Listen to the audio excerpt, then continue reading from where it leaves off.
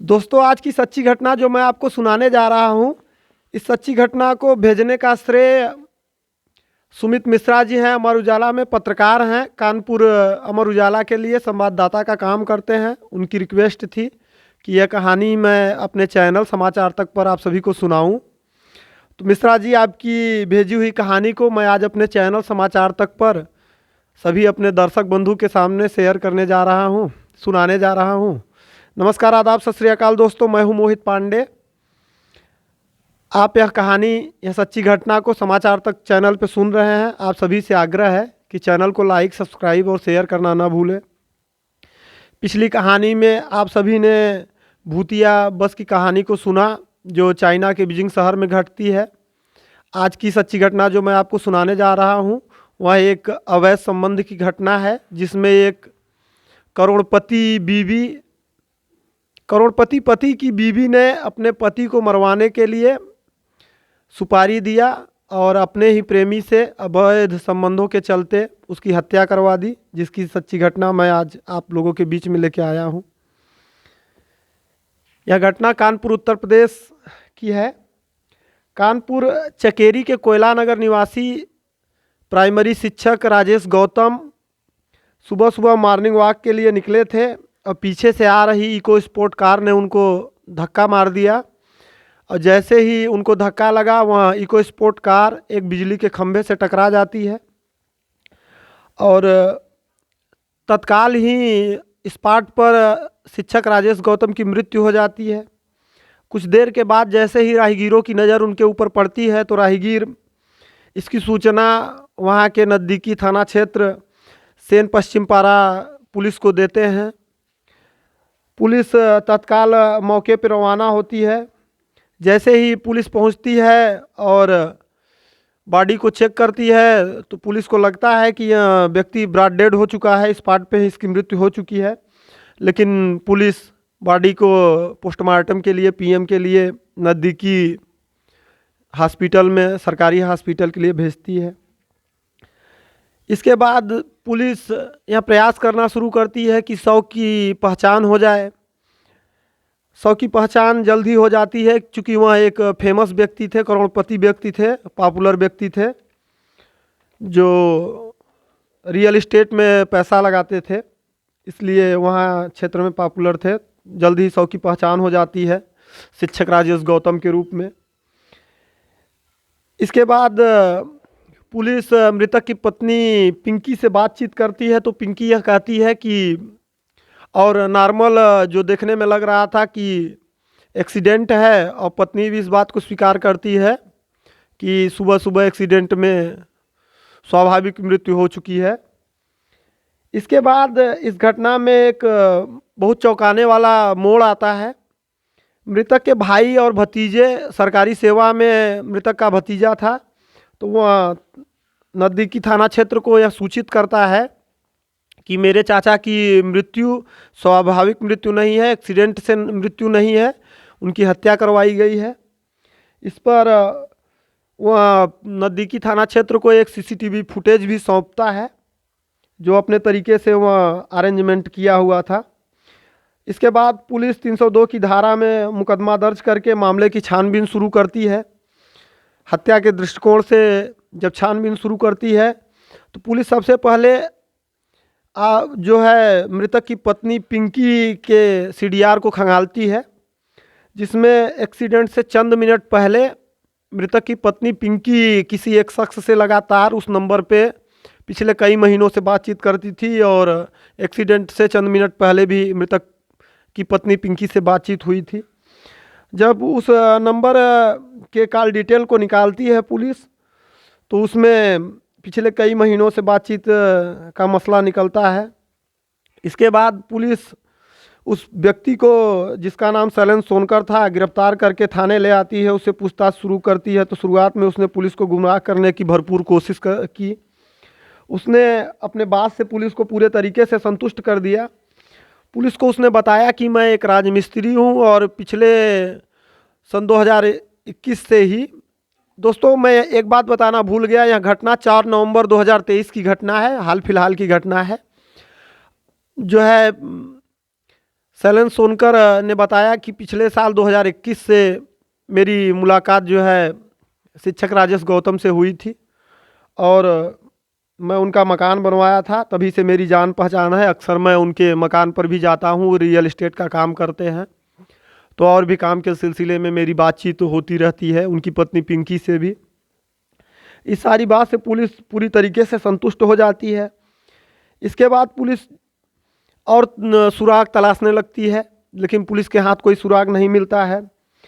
तभी एक CCTV footage और मृतक के भाई पुलिस को सौंपते हैं, जिसमें 2 कारें एक साथ खड़ी थी। जैसे ही मकतूल राजेश गौतम इन कारों के आगे निकलते हैं, पीछे से आ रही EcoSport car Rajesh Gautam का एक्सीडेंट करते हुए सामने दिख रहे बिजली के पोल से इको स्पोर्ट कार टकरा जाती है।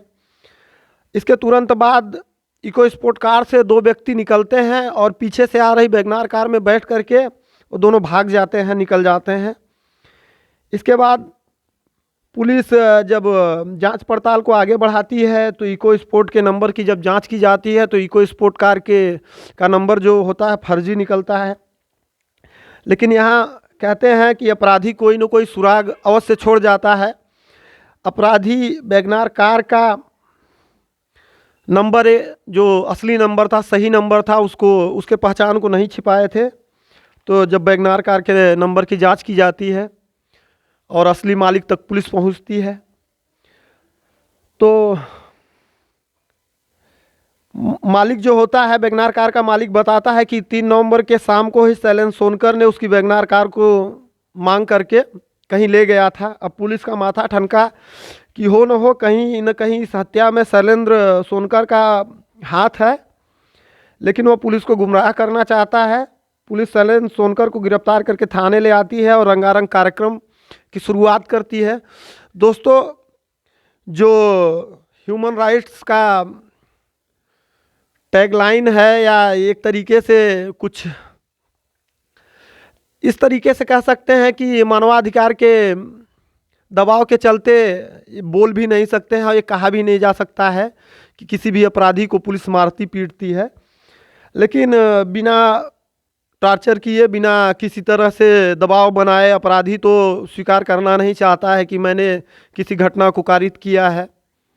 तो जब पुलिस रंगारंग कार्यक्रम, सांस्कृतिक कार्यक्रम शैलेंद्र सोनकर के ऊपर आजमाती है, शुरुआत करती है, तो वह तोते की तरह बोलने लगता है। पुलिस ने पूछा कि तुम यह बताओ, शिक्षक राजेश गौतम की हत्या करने का मोटिव क्या था, तुमने उनकी हत्या क्यों की? दोस्तों, दरअसल मामला कुछ यूँ था कि 4 नवंबर को बेहद सामान्य सा दिखने वाला यह सड़क हादसा नहीं था, बल्कि राजेश गौतम की हत्या करने का पूरा एक प्लान बनाया गया था और उसी प्लान के तहत राजेश गौतम की हत्या की गई थी। साल 2021 में राजेश गौतम ने अपना मकान बनवाने के लिए एक व्हाट्सएप ग्रुप में मैसेज डाला कि मुझे मकान बनवाना है और किसी के पास अगर किसी राजमिस्त्री का नंबर हो या कोई संपर्क में राजमिस्त्री हो तो मुझसे संपर्क करवाया जाए। अब इसके बाद उसी ग्रुप में किसी ने शैलेंद्र सोनकर का नंबर जो है ग्रुप में भेजा। धीरे धीरे राजेश की पहचान शैलेंद्र सोनकर से हुई, काम के सिलसिले में बातचीत होना शुरू हुआ। धीरे धीरे राजेश की पत्नी पिंकी से भी शैलेंद्र सोनकर का संपर्क बनता है, बातचीत शुरू होती है। कहीं न कहीं शैलेंद्र सोनकर की नज़र शिक्षक राजेश गौतम की पत्नी से हो जाता है। अब उस संपर्क को आप अवैध संबंध करार दे सकते हैं, अवैध संबंध ही था। जब अवैध संबंध की बात राजेश को पता चलती है तो उसने अपनी पत्नी पिंकी को शैलेंद्र से दूरी बनाने के लिए कहता है कि तुम शैलेंद्र सोनकर से दूरी बनाओ। इसके बाद वो शैलेंद्र सोनकर से भी बातचीत करता है और कहता है कि तुम मेरे घर में मत आओ। लेकिन कुछ दिन सब ठीक ठाक चलता है, शैलेंद्र घर पर नहीं आता है, पिंकी भी अच्छे ढंग से रहना शुरू कर देती है और यह दिखाने की कोशिश करती है कि मेरा कोई भी संपर्क अब शैलेंद्र सोनकर से नहीं है। लेकिन कुछ दिन के बाद सब कुछ सामान्य रहने के बाद फिर वही सिलसिला शुरू होता है। शैलेंद्र सोनकर घर आने जाने लगता है, इसकी भनक फिर राजेश गौतम को लगती है तो वह अपने पत्नी पिंकी की पिटाई कर देता है दूसरी बार। अब पिंकी को यह बात बेहद नागवार गुजरती है। उसे लगता है कि मेरे साथ जो है मार पिटाई की जा रही है। यह बात वो अपने प्रेमी शैलेन सोनकर को बताती है, उसको बुलाती है और कहती है कि अगर तुम मेरे साथ रिश्ते को आगे बढ़ाना चाहते हो तो तुम्हें शिक्षक राजेश गौतम की हत्या को अंजाम देना पड़ेगा, जैसे भी हो। या तो तुम राजेश गौतम की हत्या करो या तो मेरे साथ अपना रिश्ता ख़त्म समझो। इसके बाद शैलेन सोनकर को वह समझाती है और यह बताती है कि अगर राजेश गौतम की हत्या कर दिया जाए तो 1.5 करोड़ की बीमा पॉलिसी और 45 करोड़ रुपए की जो रियल इस्टेट में उसने प्रॉपर्टी बनाई हुई है शिक्षक राजेश गौतम, वह सारी प्रॉपर्टी हम लोगों की होगी। इसके बाद हम लोग इस पैसे से, इस संपत्ति से ऐश करेंगे। अब कहीं ना कहीं शैलेन सोनकर को यहाँ सौदा समझ में आने लगता है। उसे लगता है कि अगर इस घटना को अगर हम स्वाभाविक मौत से जोड़ देते हैं तो कहीं ना कहीं मैं पूरे लाइफ में, अपने पूरे जीवन में इतना पैसा नहीं कमा पाऊँगा और इतनी सुंदर प्रेमिका या इतनी सुंदर लड़की मुझे कभी नहीं मिलेगी। इन सब बातों को वह समझ बूझ करके यह सौदा मंजूर कर लेता है। इसके बाद दोनों यह मिल करते हैं एक प्लान बनाते हैं कि हम शिक्षक राजेश गौतम की हत्या को एक्सीडेंट का रूप देंगे और आगे का सारा प्लान और उसमें होने वाले तत्काल खर्च को शैलेंद्र सोनकर ही व्यवस्था करेगा। लेकिन समय बीतता जाता है और शैलेंद्र सोनकर कोई व्यवस्था नहीं कर पाता है। तब पिंकी पूछती है कि क्यों अभी तक व्यवस्था नहीं बन पाई, क्या कारण है कि तुमने अभी तक कोई प्लान नहीं बना पाए या क्या बात है। तो शैलेंद्र सोनकर कहता है कि मेरे पास पैसे का अरेंजमेंट नहीं हो पा रहा है। इस पर शिक्षक राजेश गौतम की पत्नी अपने गहने और कुछ गहनों को जो है बेच करके और कुछ कैश अरेंजमेंट करके शैलेंद्र सोनकर को देती है। 4 लाख में शैलेंद्र सोनकर आवास विकास 3 निवासी ड्राइवर सुमित कठेरिया से संपर्क करके 4 लाख रुपए में यह सौदा तय करता है। फिरौती के मतलब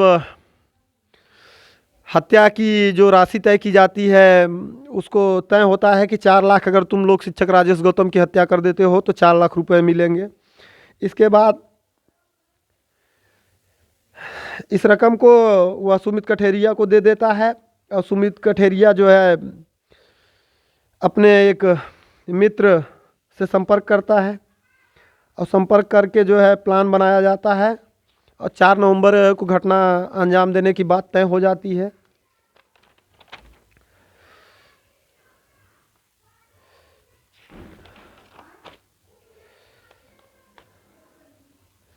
दोस्तों इसके बाद 4 नवंबर के अल सुबह एकदम राजेश गौतम जब मॉर्निंग वॉक के लिए निकलते हैं तो इको स्पोर्ट कार से उनका एक्सीडेंट कराया जाता है। इसमें एक चौंकाने वाली बात बाद में जांच के दौरान निकल करके आई। उनकी पत्नी पिंकी ने इस बात को जो है माना कि सुबह सुबह राजेश और पिंकी का बड़ा बेटा मॉर्निंग वॉक पर जाने के लिए अपने पिता के साथ जिद कर रहा था, लेकिन पिंकी को प्लान सब पता था, फ़ोन पर उसकी बातचीत हो रही थी। तो वह अपने बड़े बेटे को मॉर्निंग वॉक पे अपने पति के साथ जाने नहीं देती है और ज़बरदस्ती पढ़ाई का हवाला देकर रोक लेती है, नहीं तो उसी दिन बेटे की भी मौत हो जाती। अभी पत्नी पिंकी सहित 4 अपराधी जेल में हैं और इस पूरे मामले में बेटा भी गवाह है। दोस्तों इस कहानी को सुनाने का उद्देश्य किसी को परेशान करना नहीं है, किसी को ठेस पहुंचाना नहीं है, बल्कि आप सभी को सचेत करना है, जागरूक करना है, ताकि आप सभी सतर्क रहें, सुरक्षित रहें। धन्यवाद।